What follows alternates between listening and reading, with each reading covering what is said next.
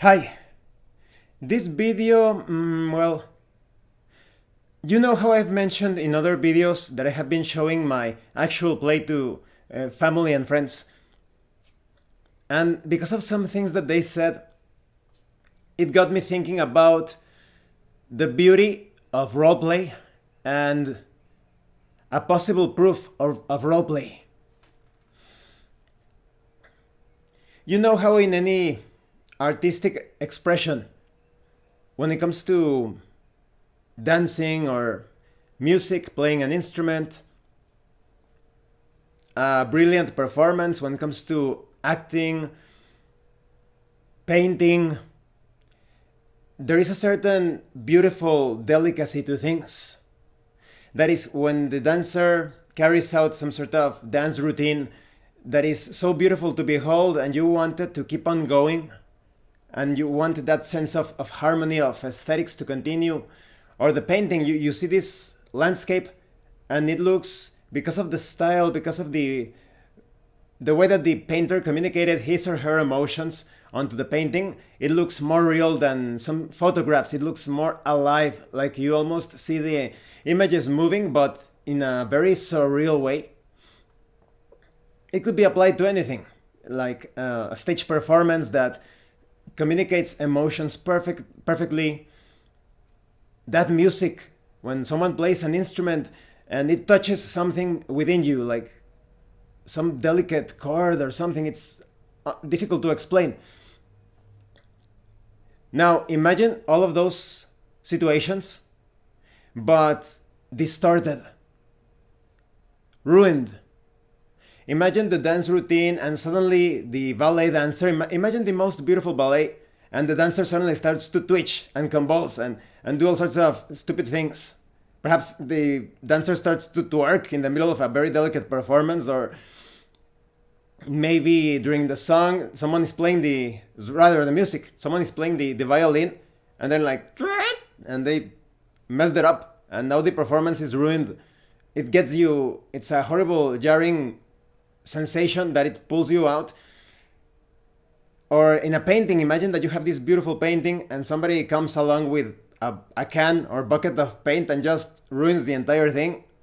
And when I was, some people are going to be like, it's modern art, but no, some art is pretty much ruined if you do that. I guess it depends, but it would still, if it's a beautiful landscape, why ruin it, right? Kind of like spraying graffiti upon a beautiful building. So it applies to many things. Or the actor, imagine you are watching this stage play and the actor is suddenly forgetting his or her lines, and he suddenly turns to look at the public and they're like, could you tell me what comes up next? I'm not sure. And the entire performance is ruined. So it got me thinking, roleplay, or rather the immersion created through roleplay, is kind of like that. But it's even worse because the ones that do not practice the roleplay in order to attain immersion, they are intentionally ruining the experience for the rest of the group by doing something that could have been stopped. When it comes to asking out of character questions, you are intentionally, functionally, from a motor perspective, you are saying something consciously. Look at me. I am conscious, aware of what I am saying. Otherwise, I wouldn't be saying this. You have control. You have to be insane. If you cannot control what you are saying, look, I am saying what I want, then you need some professional help. It's like, for example, another comparison. When you are playing sports, maybe you invite someone to play baseball. Let's play baseball, and the person is, I know how to play baseball. Let's play baseball. Sort of like a social contract. And you all go to play baseball. And suddenly this person that was supposedly going to play baseball and knew how to play baseball starts throwing the bat around and running around and screaming and throwing the ball everywhere. And they're like, we're playing baseball, come on. Once again, they are at the bat, they are ready for the pitch, and then woohoo, starts throwing the bat around, throwing the ball, and making silly jokes, that person is obviously not going to play with those that want to play baseball. So the same thing applies to role-playing games, and I think that's part of the beauty of roleplay. Everyone is working together to create this beautiful tapestry, this beautiful painting. You have an orchestra. Everyone is playing like playing in a band. Those of you that have been playing in a band know that you need to play in harmony. If someone starts to go on doing his own thing and playing horribly to boot, the performance is ruined. So it's a group effort. Everyone in the RPG session is responsible for what has happened. Like, for example, in my actual play, for those of you that haven't seen the actual play, please check out the playlist, the link in the description. That wouldn't have been possible. You can see the amazing comments made by people.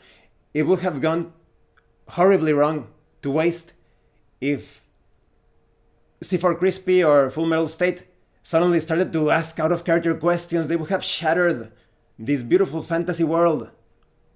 Or in my case, what do you do? Imagine if I had been asking, what do you do? What do you do? What do you do? What do you do? Constantly. Imagine that. That's the beauty of roleplay and the immersion achieved through it. Everyone is keeping this beautiful, delicate thing alive. Even if the roleplay session has violent combats and all that, that fictional world is being kept alive during the session because of roleplay. It is a true, perhaps the highest form of expression in gaming, at least from my perspective. I am biased because I love role-playing games, but I haven't experienced something similar in other forms of entertainment. The immersion, so precious, so beautiful. And that's how I connected it to things that were my family and friends that had watched the actual play. They are actually referencing scenes, moments from that actual play as if they had, you know, when you go on a trip and you start to remember things from that trip, or maybe you watch this movie or read this book and suddenly you are quoting or talking about those things that happened in the movie, in the book. It made me feel like very proud. And it also gets me to appreciate this video is going to turn a bit sappy, but it gets me to appreciate what C4 Crispy and Full Metal State accomplished and what we will accomplish next Monday. Because roleplay is actually very easy to do. You're just describing your character's action, staying in character. And like I have mentioned in another video, all of the mechanics, they kind of like fall through the cracks, through the gaps. They are almost imperceptible or invisible. They are just like they step onto a second plane. So anything related to life points, the resources spent, the rolls, it takes like just like it goes to a second plane. You cannot focus on those because you are so gripped by the unfolding story created through the interactions of the player characters with the game world. One of the people that watched the actual play is actually thinking about getting into tabletop role-playing games.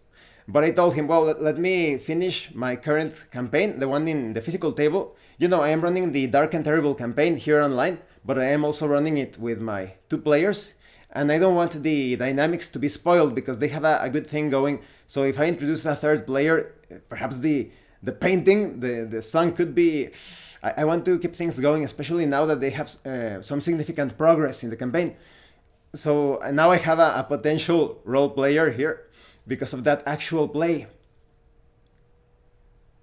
I think people become inspired when they look at actual role play. I think that's something that you take with you for the rest of your life. Every time you play a good roleplay session, if you are playing a tabletop role-playing game with actual roleplay, because it's in the name, role-playing game, those moments, you take them with you. They are here.